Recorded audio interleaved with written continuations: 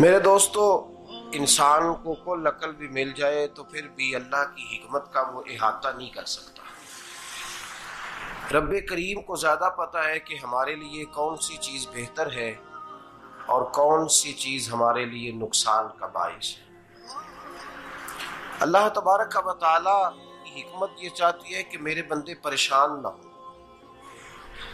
رب یہ چاہتا ہے کہ میرے بندے کسی جگہ پہ بھی دقت اور پریشانی کا شکار نہ ہو، تو اللہ تبارک و تعالی نے راہ اعتدال اختیار کرنے کا حکم ارشاد فرمایا کہ تم اعتدال کے رستوں پہ چلو، معتدل زندگی گزارو،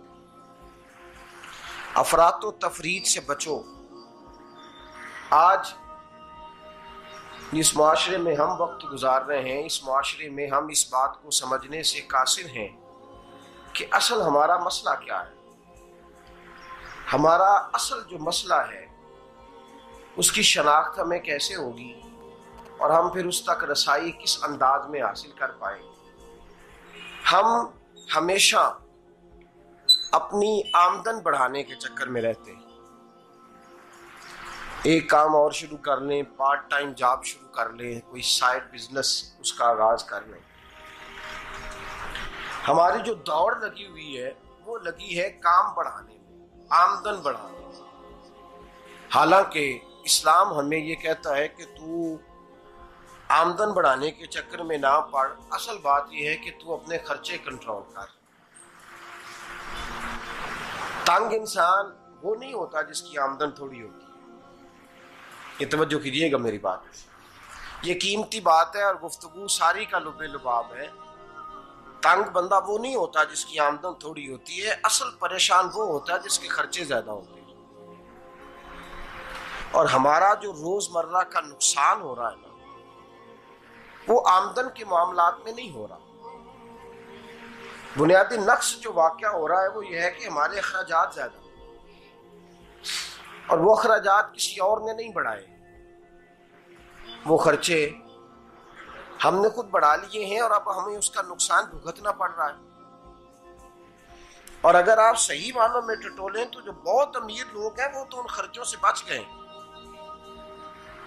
میں نے بہت سارے ایسے ختمات میں شرکت کی ہے، میں بہت ساری ایسی جگہوں پہ گیا ہوں کہ جہاں لوگوں نے بڑا مختصر سا ختم دلایا ہے تو ہو گیا ہے ختم۔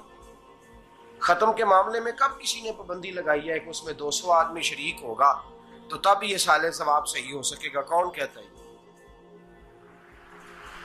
یا شادی کے موقع پر اگر سارے بہن بھائیوں کو نہ بلایا گیا تو میری شادی پایہ تکمیل تک نہیں پہنچے گی، اس میں برکت نہیں ہوگی، یہ کس نے فتویٰ دیا ہے؟ معتدل زندگی کا اسلام حکم دیتا ہے۔ میں پڑھ رہا تھا کہ ایک بہت بڑا صدر ہے، غالباً سوڈان کے صدر کی بات ہو رہی تھی، تو اپنے بیٹے کی بارات لے کے گیا تو 4 لوگ گئے ہیں بارات، اور 15 لوگوں کا اس نے اہتمام کیا اپنے گھر میں کھانا کھانے کا۔ تو کیا شادی ہو گئی کہ رک گئی؟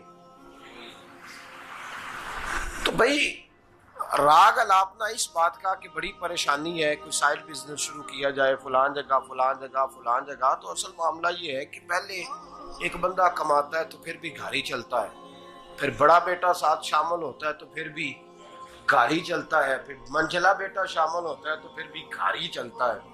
جو رونا دادا جی رویا کرتے تھے کہ بڑی مصیبت ہے، بڑی مشکل ہے، گاؤں میں رہ اکیلے ہوتے تھے اور وہ 5 بچوں کو اور 4 بچیوں کو وہ پالتے تھے، تو جو وہاں پریشانی تھی وہی آج پریشانی شہر میں آ کر پڑھ لکھ کر موٹی تنخواہ لے کر وہی پریشانی ہمیں ہے۔ تو میں جس نتیجے پہ پہنچا ہوں اس کو پڑھ کے، قرآن مجید کی چند آیات کو دیکھ کر اور اس مفہوم کی جو حدیثیں کتب احادیث میں پائی جاتی ہیں اور ہمارے بزرگوں نے ہمیں جو مزاج اس حوالے سے دیا ہے، میں اس نتیجے پہ پہنچا ہوں کہ مسئلہ آمدن کا نہیں، مسئلہ خرچے کا ہے۔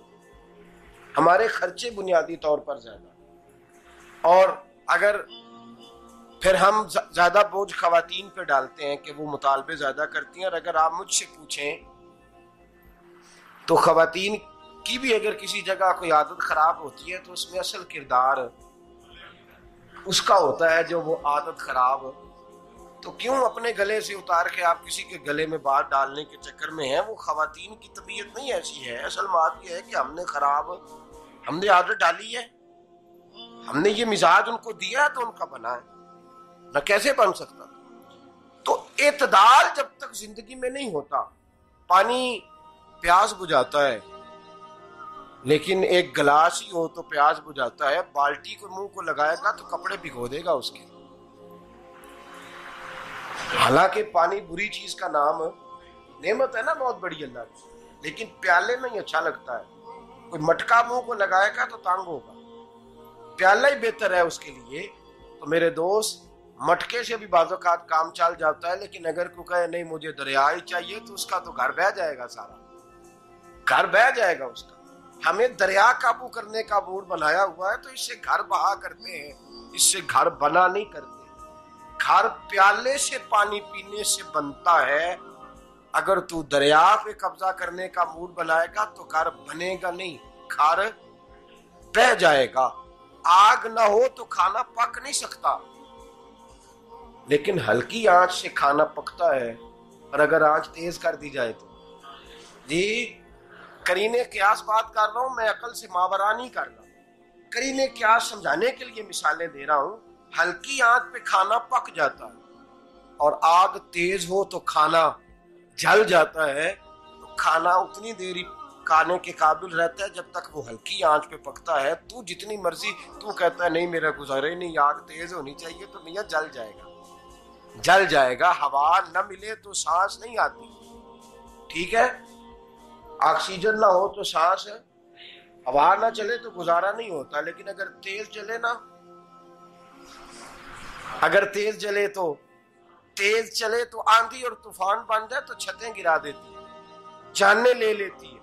ہم ہیں طوفان کے چکر میں، ہم ہیں دریا کے چکر میں، ہم ہیں بڑے لاؤ کے چکر میں. تو میاں ہلکی آنچ ہی اچھی ہے، یاد رکھ.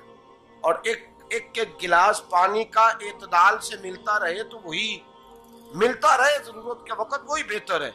تو پورے دریا پہ قبضہ کرنے کا پروگرام نہ بنا، تانگ ہو جائے.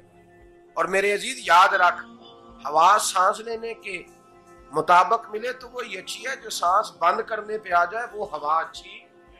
ہم نے چکر چلا لیا ہے کہ زیادہ پیسہ، راتوں رات پیسہ، لمبا پیسہ، یہ پلاٹ بھی میرا، وہ پلاٹ بھی میرا، گجرانوالا بھی، گجرات بھی، لالا موسیٰ کھاری اور پنڈی تک جہاں میں جاؤں میرے نام کی تختیاں لگی ہوئی ہونی چاہیے. اسلام منع